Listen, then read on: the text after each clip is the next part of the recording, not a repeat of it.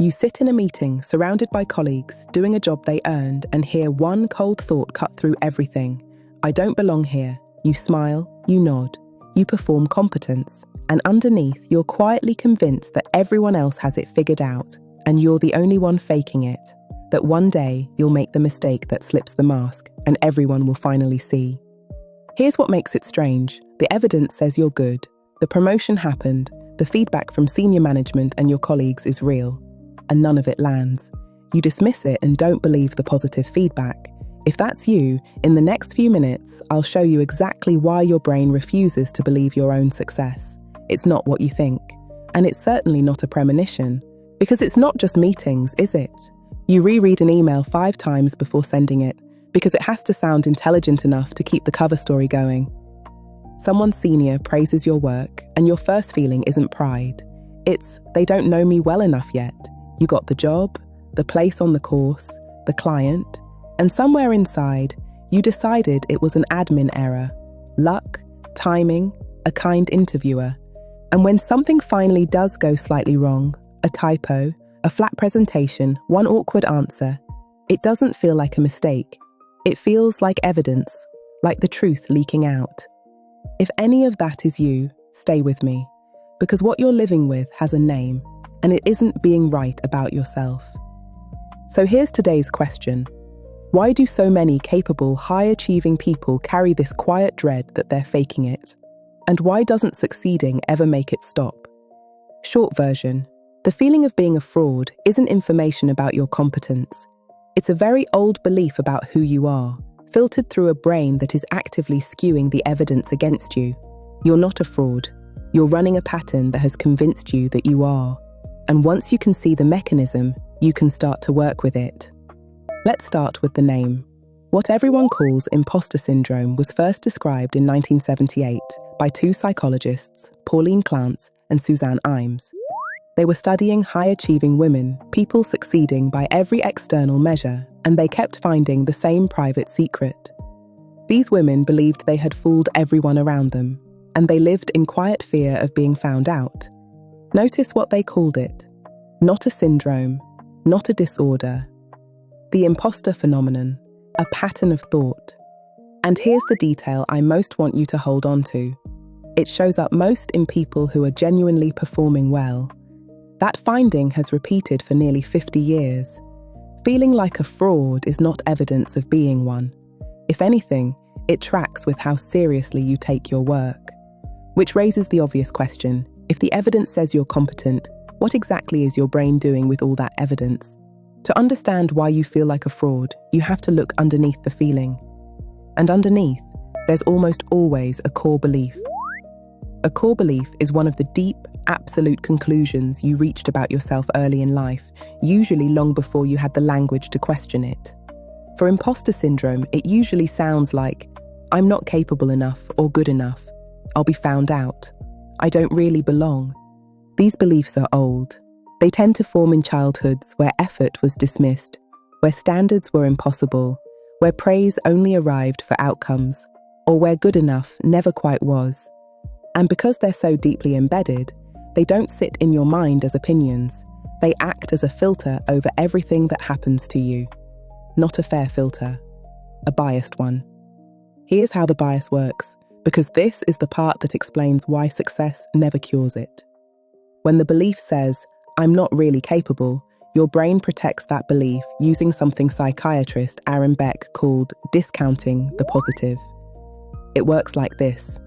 You get promoted, your brain says, they don't know me well enough yet. You get genuine praise. Your brain says, they're just being kind. You deliver a difficult project. Your brain says, luck, won't happen twice. Every piece of evidence against the belief gets thrown out, not because it isn't real, because your brain is working overtime to keep its existing story about you intact. Think of it like a judge who decided the verdict before the trial started. Every witness for not guilty gets dismissed. Every witness for guilty gets amplified.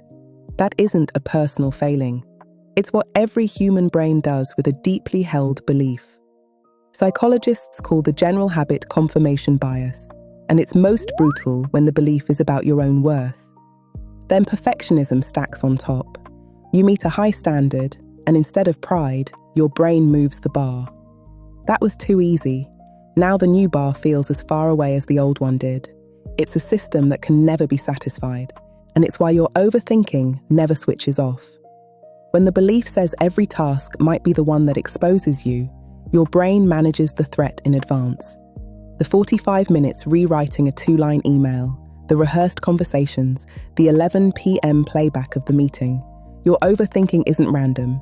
It's your brain acting as a bodyguard for a belief that was never true. You can't affirm your way out of this.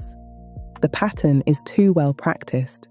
What you can do is feed the filter new data until it starts to shift. 3 ways in. The first one changes how the whole thing feels the moment you hear it. Reset 1. Treat it like a prejudice. Think of someone you know who holds a genuine prejudice. Evidence against their view just doesn't land. It gets explained away. Now watch your core belief do exactly the same thing with your successes. It's a self-directed prejudice. It was never a fair assessment. It's a story that formed a long time ago and hasn't been updated since. So when you catch yourself batting away a compliment or crediting luck for your own work, name it. Out loud if you can. There goes my self-prejudice again. You're not arguing with the thought. You're not forcing yourself to believe the opposite. You're noticing your brain doing something very predictable with the evidence in front of it.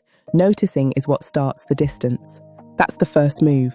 The second is about the courtroom itself, because your brain only ever offers you 2 verdicts. Reset 2. The 0 to 100 line. Imposter syndrome runs on all or nothing thinking. In your brain's version of events, you're either a complete success or a total fraud. Nothing in between. So next time the verdict arrives, draw a line in your mind from 0 to 100 and place today's performance on it, honestly. Not generously, not harshly. A flat presentation isn't fraud. It's maybe a 60 on a tired Tuesday. You'll almost always land somewhere in the middle, and the middle is where real performance lives, including for everyone around you who looks like they have it together. The third move is the one you'll want to skip. It's also the one that actually rewires this. Reset 3. The behavioural experiment. All the over-preparing, over-checking and rehearsing, CBT calls these safety behaviours, an idea developed by psychologist Paul Salkowskis. They feel like the reason you haven't been found out yet. What they actually do is keep the fear alive, because you never get to find out what happens without them. So run an experiment. Pick one safety behaviour and reduce it. Send one internal email without the 5th reread. Make one point in a meeting without the full rehearsal. Submit one piece of work a draft early. Then watch what actually happens. Almost always, nothing.